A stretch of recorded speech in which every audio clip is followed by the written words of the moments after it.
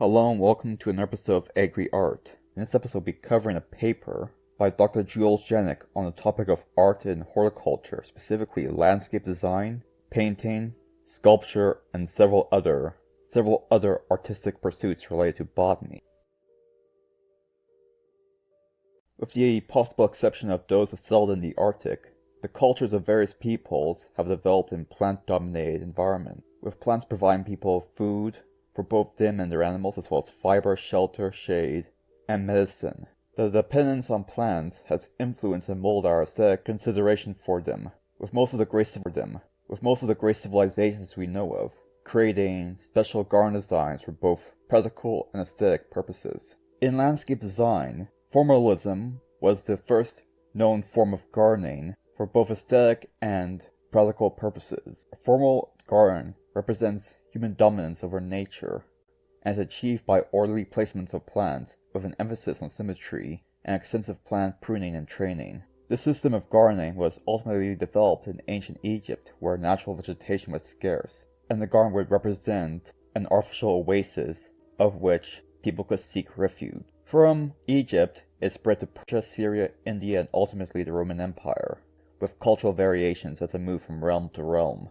On the opposite side, naturalism is an attempt to live with rather than dominate nature. The conceptual objective of naturalistic gardening is an attempt to mimic an aspect of nature or specific natural environment on a smaller scale. The concept of naturalism developed independently in multiple locations, first in China, where it spread to Japan, and the second time it developed in the West, specifically in England, and spread from there across Europe. In England, the main attempt was to mimic the meadows and rolling hills found in the English landscape. The fusion of Eastern naturalism and Western formalism took place in the 18th century within England, a marriage that was not always successful, with some English gardens becoming interspersed with Chinese pagodas and fake antique Gothic ruins mingled together in a very mishmash style. However, when these two styles worked together well, the process was repeated and built upon to create modern-style English gardens. Now onto landscape architecture and sculpture. Landscape architecture, in the broad sense, is concerned with the relationship between people, plants, and the landscape, and is involved in all aspects of land use. The profession deals with site development, building arrangement, grading, paving, plantings, gardens, playgrounds, and pools, and is concerned with both the individual home and the entire community. As such professions combine horticulture, civil engineering, and art into one singular discipline. This profession emerged during the Renaissance, the grand period of the West cultural revival. It was during this time that the garden jumped from being a small thing of limited interest to a series of magnificent works in their own right. Designs of the grounds became an important concept within the overall framework of the full architectural planning. Most of the plans were pruned, clipped, and trained to conform to the design plan, and even the architecture became subservient to the landscape plan, with the landscape engulfing and dominating the stately palaces or various manors and mansions. This was especially true for those of royal and those of nobility. This became known as noble symmetry, and was managed around courtyards, terraces, statuary, staircases, cascades, and fountains, and was maintained for centuries to come, many of them still being maintained unto this day. The Near Eastern culture, known as the Mesopotamian civilization, largely was made up of Semitic populations that existed between the Tigris and Euphrates rivers, that expanded to the area known as the Fertile Crescent. During this era, and within the ruins of these dig sites,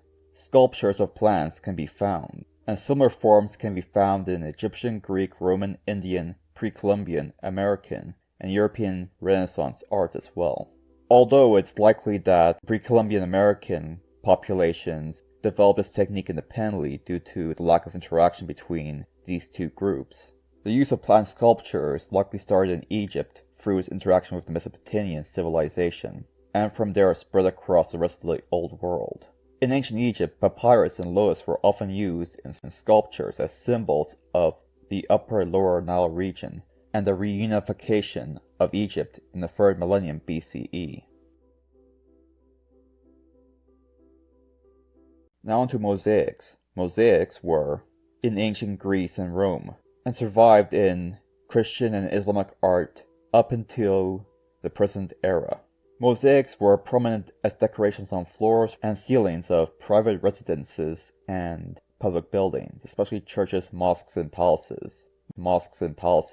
Mosaics represent the greatest glories of ancient medieval and Renaissance art in the West. The paper did not dictate from where mosaic art emerged, but is known to have spread throughout the Roman Empire and became particularly rich in Italy, Tunisia, Libya, Syria, and Turkey. Now on to painting. Paintings from antiquity to present have used plants and crops as themes for their aesthetic and symbolic value since the caveman eras. In Egypt, agricultural activities were favorite themes of artists, and such themes are depicted on tombs of the various pharaohs and dignitaries of that era. Superb condition of many burial chambers of the various forms of nobility and royalty has led to the preservation of most of this art, which can be studied unto this day. The dry climate also participated in preserving such materials. As such, in modern times, we can reconstruct a detailed history of agricultural technology through the hieroglyphics in these tombs. Most cultures will inherit these artistic elements and build upon them as they move from nation to nation. And Western cultures will adopt this form of art, with fruit and veg being a constant theme in painting across Europe, especially during the Renaissance era.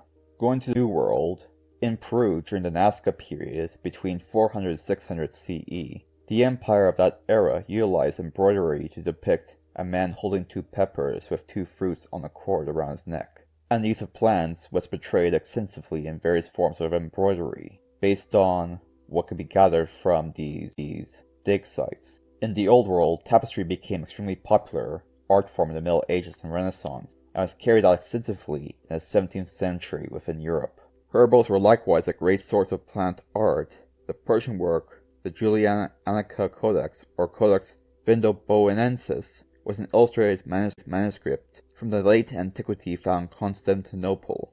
It is based on the Materia Medica, written by Dioscorus, the first known writer of what we now know as herbals. This, alongside the work of Galen, became what would be the basis for many herbals and their corresponding art. And that about covers everything. Thank you for watching. Thank you for watching this video. If you enjoyed this video, please like and subscribe. If you really enjoyed it and think you can donate, you can do so at Buy Me a Coffee, link in the description below. Thank you for watching.